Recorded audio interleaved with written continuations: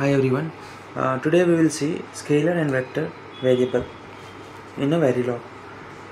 तो यार देखो, स्केलर वेरिएबल वो वेरिएबल होता है, scalar variable are those variable which can hold only a single bit values.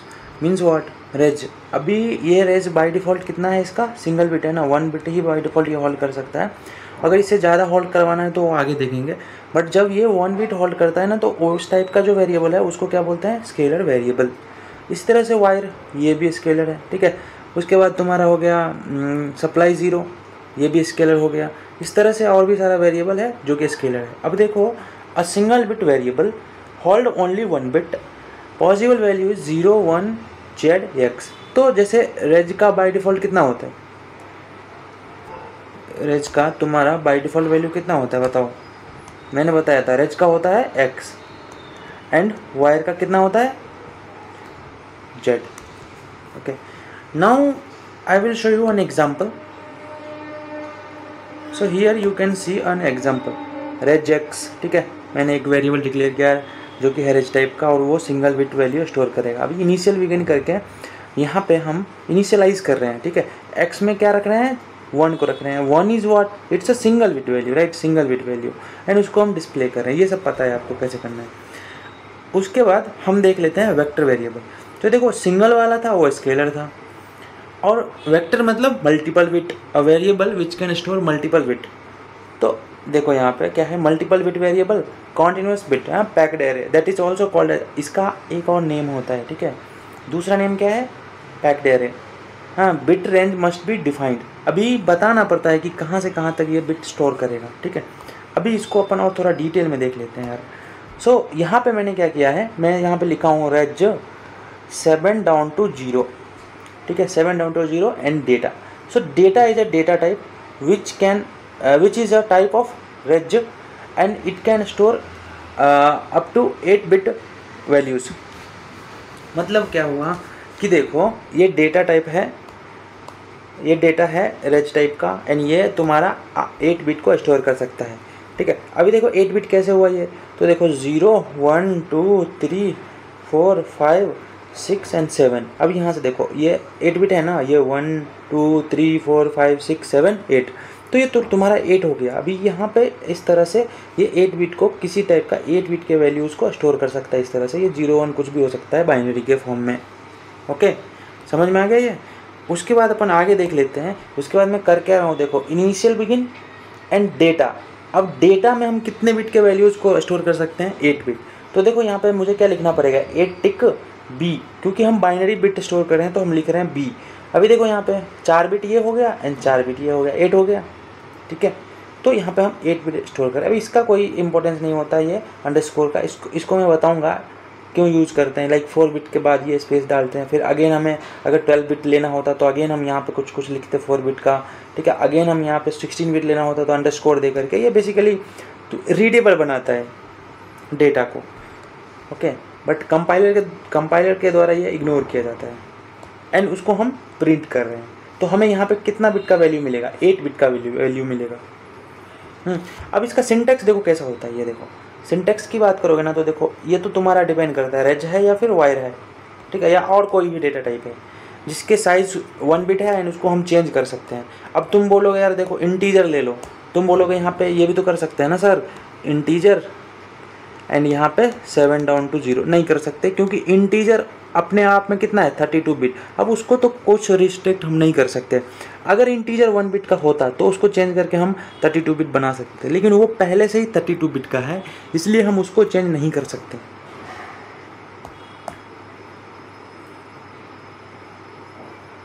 अब देखो यहाँ पे मैं क्या लिखा हूँ, यहाँ पे MSB and LSB. MSB and इसको बोलते हैं डाउन टू, ठीक है. MSB down to LSB and ये वेरिएबल वेर. तो ये तो नाम हो गया वेरिएबल का जिसका टाइप है रेज, एंड इसका जो साइज होगा वो यहाँ से डिफाइन होगा, राइट. तो साइज डिफाइन करने के लिए हमें MSB एंड LSB पोजीशन पता होना चाहिए. जैसे कि इस केस में ये हो गया तुम्हारा MSB एंड ये हो गया तुम्हारा LSB, ठीक है. अब मैं अभी आता हूँ नेक्स्ट. अभी जो टॉपिक है अपना वो है साइज कैलकुलेशन पे. आई होप कि तुम्हें अभी स्केलर एंड वेक्टर समझ में आ गया हो. क्या? अगर 1 बिट होल्ड कर रहा है तो स्केलर है, मल्टीपल बिट होल्ड कर रहा है तो वेक्टर है. चलो आगे देख लेते हैं अपन.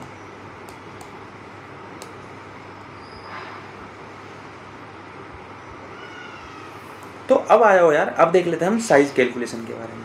तो अभी मैंने क्या देखा था, अभी अपन ने देखा था रेज 7 डाउन टू 0, एंड यहाँ पे ये था हमारा MSB एंड ये था हमारा LSB।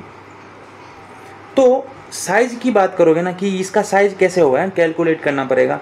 तो इसका जो साइज होगा वो यहाँ से निकल करके आता है, size equals to MSB minus LSB plus 1। अब ये तो फॉर्मूला है, याद रखो, ठीक है। अब इस पे कैसे हम कैलकुलेट करेंगे, तो एक दो एग्जाम्पल देख लेते हैं हम। देखो यहाँ पे क्या लिखा हूँ मैं, 15 डाउन टू 7, तो इसमें MSB ये हो गया एंड ये हो गया हमारा LSB। तो हम क्या करेंगे, MSB माइनस LSB प्लस 1, तो हमारा कितना निकल करके आता है 9। तो ये जो A है इसका साइज कितना है 9 है, ठीक है। एंड इसका टाइप क्या है, ये हो गया टाइप रेज टाइप का, एंड इसका साइज हो गया 9 बिट, एंड ये तुम्हारा वेरिएबल का नेम हो गया। आई होप समझ में आ गया होगा। इसी तरह से अभी दूसरा एग्जांपल देख लेते हैं। तो ये हो गया तुम्हारा MSB एंड ये हो गया तुम्हारा LSB। अब MSB माइनस LSB, तो देखो LSB यहाँ पे -4 है, तो इसलिए हमें क्या लिखना पड़ेगा -4, उसके बाद प्लस 1, तो टोटल होता है 20 बिट। यानी कि ये जो A है ये 20 बिट वेरिएबल 20 बिट वैल्यू को स्टोर कर सकता है, जिसका टाइप क्या होगा, रेज होगा। समझ में आ गया ये कैसे कैलकुलेट करते हैं साइज। ओके, अभी और एग्जांपल देख लेते हैं, और इसमें क्या क्या हो सकता है, पॉसिबिलिटी कैसे क्या है वो हम देख लेते हैं। इसमें कुछ पॉसिबिलिटीज़ हैं, उसके बारे में भी अपन बात कर लेते हैं।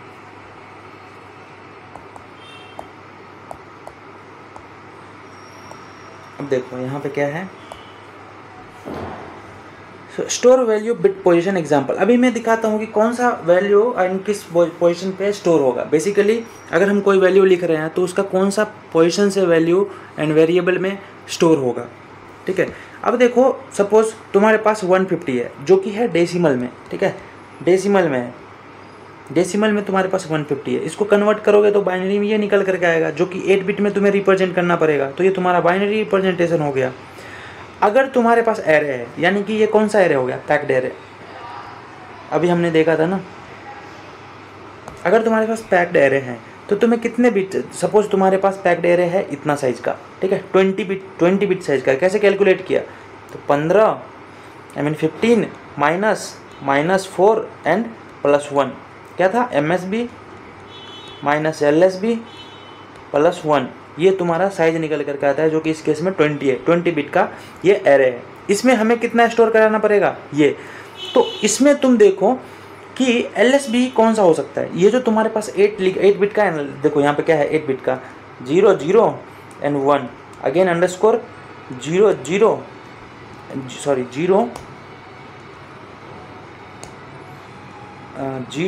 1 1 0। तो देखो ये तुम्हारा है LSB, ये है तुम्हारा MSB। इस केस में जो तुम्हारे पास डेटा दिया हुआ है उसमें ये तुम्हारा हो गया LSB एंड ये हो गया तुम्हारा MSB, ठीक है।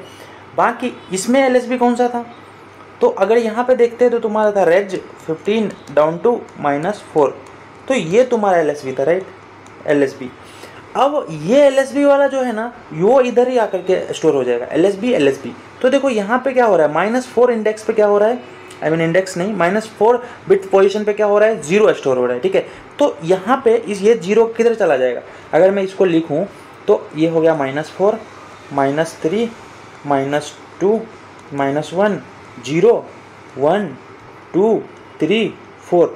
तो अगर यहाँ से देखो LSB ये है, तो यहाँ पे क्या आ जाएगा 0, फिर ये 1 किधर आ जाएगा, इसके बाद इधर आ जाएगा, फिर ये 1 इधर आ जाएगा, फिर ये 0 -1 पे आ जाएगा, ठीक है। उस तरह से ये 1 किधर आ जाएगा, 0th बिट पे आ जाएगा 1, ये आ जाएगा तुम्हारा 1। उसके बाद ये 0 इधर आ जाएगा एंड ये 0 किधर आ जाएगा, ये इधर आ जाएगा। अब ये 1 बच गया तो ये आ जाएगा 3, इधर आ जाएगा ये 1। तो देखो ये तुम्हारा हो गया LSB एंड ये हो गया तुम्हारा MSB। आई होप कि तुम्हें ये समझ में आ गया होगा, ठीक है यार। तो इस तरह से यहाँ पे कैसे वैल्यू स्टोर होता है।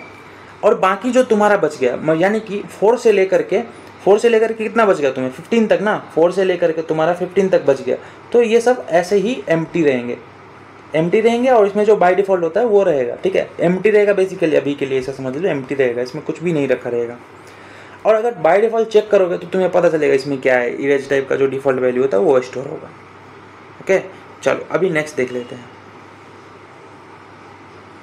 तो यार देखो, असाइनमेंट कुछ रूल्स होता है, ठीक है, कैसे असाइन होता है, जो कि मैंने अभी आपको बताया। सो उस तरह से यहाँ पे कुछ देख लेना, एग्जाम्पल वगैरह होगा, उस तरह से आप यहाँ पे उसको आइडेंटिफाई कर लेना, ठीक है।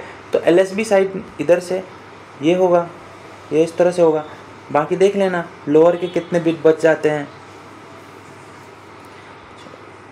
इसमें ज़्यादा कुछ है नहीं, मैं आगे बताता हूँ कि क्या होगा। कि यहाँ पे अगर यहाँ पे देखोगे अगर, तो तुम्हें दिखेगा कि अगर साइज़ कम है, मैं उस पर आता हूँ अभी। जैसे देखो यहाँ पे मैं क्या लिखा हूँ, यहाँ पे RHS ग्रेटर देन LHS, तो LHS से स्मॉलर, मतलब क्या हो गया कि देखो मेरे पास जो ये है, इसका अगर कैलकुलेट करोगे साइज तो कितना निकल कर क्या आएगा, 7 -1 -1, तो इसमें से कितना है, ये है 7 बिट का, 7 बिट का, ठीक है। ये गलत है, ऐसा नहीं लिखते अपन।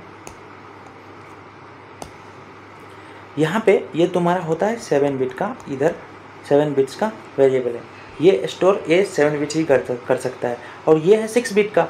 तो इस केस में अगर मैं यहाँ पे क्या कर रहा हूँ, B = A, मतलब A को किस में डाल रहा हूँ, B को, तो A का तो ज़्यादा था, A का तो साइज ज़्यादा था ना, तो B में क्या होगा, कैसे निकल करके आएगा वो देख लेते अपन। तो देखो इस केस में क्या होगा कि जो तुम्हारा B है, यहाँ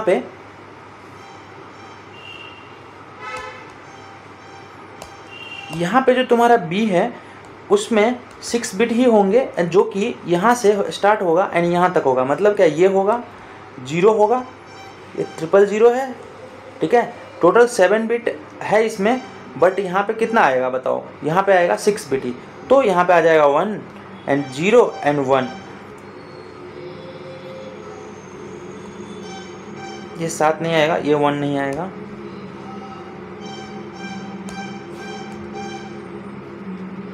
एंड यहाँ पे 0 आ जाएगा। बाकी जो ये बिट था वो इग्नोर हो गया, ठीक है, ये इग्नोर हो गया, एंड ये वैल्यू जो है ना वो यहाँ से A1 डिस्कार्ड हो जाएगा, हट जाएगा। सिमिलरली तुम इस एग्जांपल को देखोगे तो तुम्हें पता चलेगा A कितना स्टोर कर रहा है। तो देखो B में कितना आएगा, B का साइज कितना है, 3 बिट, तो लास्ट के जो 3 बिट है ना वो आ रहे हैं इधर से, देखो इधर से, यही मैं बताना चाह रहा हूँ। जब तुम्हारा RHS, ठीक है, बड़ा हो LHS से, तो तुम्हारा ये सारा बिट क्या होता है, इग्नोर हो जाता है। समझ में आ गया, इग्नोर हो गया, ठीक है। सिमिलरली यहाँ पे देखोगे तो यहाँ पे भी दिखेगा तुम्हें, ये 5 बिट ही लेगा, है ना, तो लास्ट के ये 5 बिट ले रहा है, इधर से यहाँ तक का ये 5 बिट ले रहा है, ठीक है। ये समझ में आ गया। चलो आगे बढ़ते अपन। ये तो केस 1 था। अभी केस 2 क्या हो सकता है कि तुम्हारा LHS ही बड़ा है, तभी क्या होगा। तो देखो अगर LHS बड़ा है, हाँ, LHS में तुम्हारा ये 3 बिट को ही डाल रहे हो, यहाँ पे 7 बिट का वेरिएबल था, तो यहाँ पे 3 बिट ही डाल रहे हो, तो यहाँ पे क्या आ जाएगा बताओ। तो देखो 3 बिट तो जो तुम इसमें ये 3 बिट जो था वो तुम असाइन कर रहे हो, तो वो तो आ ही जाएगा 3 बिट।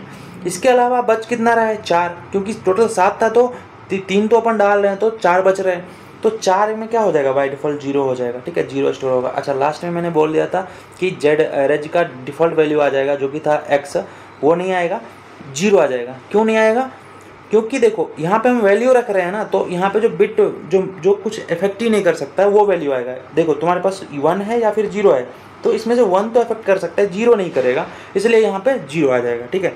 तो वो अभी मैं यहाँ पे करेक्ट करता हूँ, जो मैंने वहाँ पे गलत बता दिया था। सिमिलरली यहाँ पे देखो तुम्हारे पास एग्जाम्पल निकल करके आता है, इसका साइज 13 है और ये 3 बिट ही है, तो 3 बिट है, बाकी सब क्या हो जाएगा, इधर 0 आ जाएगा, ठीक है। देखो इधर ये भी ऐसे ही है। अभी आगे देख लेते हैं अपना नेक्स्ट क्या है। जब देखो दोनों इक्वल हो जाए, तो देखो जब दोनों इक्वल हो जाएगा तो कोई दिक्कत ही नहीं है, एग्जैक्ट कॉपी हो जाएगा, है ना। नो ट्रंकेटेड, पहले ट्रंकेट हो रहा था, एंड नो पैडिंग, तो जो ये 0 आ रहा था ना इसको बोलते हैं पैडिंग, ठीक है। ये 0 जो आ रहा था इसको बोलते हैं पैडिंग, एंड इससे पहले जो तुम्हारा आ रहा था, है ना, इससे पहले जो तुम्हारा आ रहा था उसको बोलते हैं हम ट्रंकेट होना, मतलब कि कट जाना, हट जाना, ऐसा समझ लो, हट जाता था वो। सो यहाँ पे देखो 7 बिट का ये भी है, 7 बिट का ये भी है, तो ये जो वैल्यू है वो 7 बिट का same to as it is हो जाएगा। सेम यहाँ पे देखो ये 16 बिट का ये है, 16 बिट का ये वैल्यू है, तो ये एज इट इज हो जाएगा। सिमिलरली यहाँ देखो 4 बिट का ये है, 4 बिट का वैल्यू है, ये भी एज इट इज हो जाएगा। तो आई होप तुम्हें ये समझ में आ गया होगा कि साइज़ वगैरह कैसे कैलकुलेट करते हैं। एंड देखो ये इंटरेस्टिंग है यार, ये इंटरेस्टिंग है क्योंकि ये बार बार तुम करोगे, जब भी तुम वेरिएबल डिक्लेयर या कुछ भी करोगे तो ये तो आने ही आने हैं, इसको तुम इग्नोर नहीं कर